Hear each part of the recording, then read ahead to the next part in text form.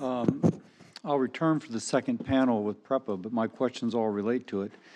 Mr. Walker, do you know how much it will cost to upgrade the Palo Seco? Let me start over. It's context.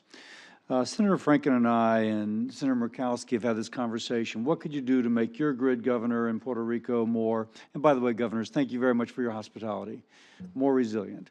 And the idea is that you could have a distributed energy system of renewables, but then some sort of fast-acting LNG to come on the backside to when the sun doesn't shine. And I was struck that we went to a Tesla facility and they had laid out a nice array, but it had rained every day since they had put it out, and their battery still had not fully charged, so they were running the generator pretty constantly because the battery hadn't fully charged, which showed the limitation of the distributed energy. Important, useful, but a little limited, needing backup.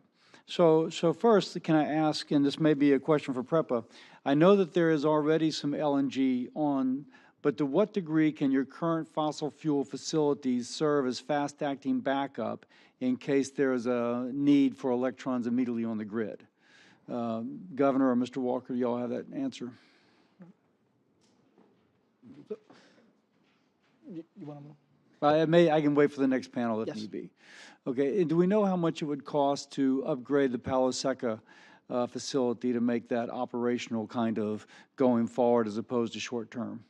In the long term or in the short term? In the long term, I'm sorry, in the long term. Yeah. In the long term, again, I would pass that question to the PREPA director. Sounds great. And can I ask the progress right now of Mr. Walker? You showed the nice pictures of those long-term transmission lines going across the mountains. What is the progress of getting those stood up, and where are we? 90%, 80%? The as far as I know, and Ricardo's here, so he can correct me. Both the 230 lines that cut through the middle of the island are on schedule to be complete by the end of November. Got it. And what percent of the island now has power back? 49% today. 49%. San Juan, it looked pretty good when we were there, relatively speaking, but other communities less so. Right. It's been continuously flowing. Of course, we've had ups and downs. We've had significant rain events as well that have deterred. But right now, as we stated, we had an objective of getting to 50% by mid-November, and we're poised to achieve that tomorrow. And General, I think it was a conversation with you. I think it was with you. My sense was that the utility level renewables really didn't do that well. That we saw the busted windmills and the broken arrays, but that the distributed energy did okay. The solar panels on tops of the rooftops sort of thing. And as I went around, anecdotally, it seemed as if those were intact, both by helicopter and by visualing. Is that a correct impression? Senator, that's exactly what I observed in the same flyover. I mean, I think depending on where the solar panels were located, how they were situated with regard to the wind flow, really determined how well they fared post-storm. Gotcha.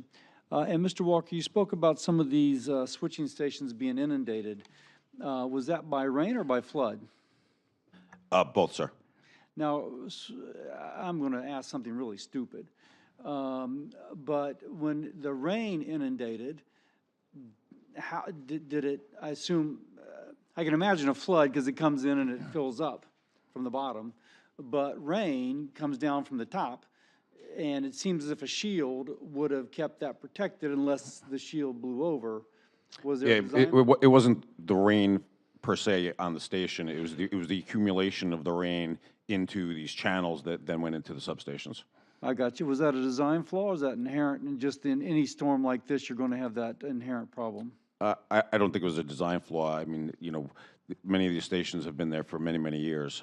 So the upgrading and hardening you're speaking of would address this? Yes, sir. Okay. Specifically. Gotcha. Mayor Mapp, I'm not ignoring U.S. Virgin Islands. It's just that your problem seemed a little bit more manageable than those of Puerto Rico. Yes, and I did want to answer your question about the upgrade of the power situation in the Virgin Islands. Totally, the rebuild and the resiliency would be about $850 million. And I did want to point out that in the renewables, we had two experiences. renewables on the hillsides by one vendor on one island worked perfectly. I mean, that entire field, maybe 2%. Which island was that? Damage, 2%. On another island with a different vendor, and the vendor for the district court completely emaciated. Now, St. Croix was relatively unaffected. Do I know that? No, St. Croix suffered tremendously in Hurricane Maria, and St. Thomas, St. John suffered tremendously in the eye wall of Hurricane Irma. Got you. So I got it on both sides. But the point I'm trying to make is that part of the issue with these solar panels are clearly how they are installed and who installs them. Because we had great survivability in 175-mile-an-hour winds across one hillside, and on the same island, just a mile away with a different vendor, completely destroyed. St. Thomas, completely destroyed. That's intriguing, but I'm over time. I yield back. Thank you.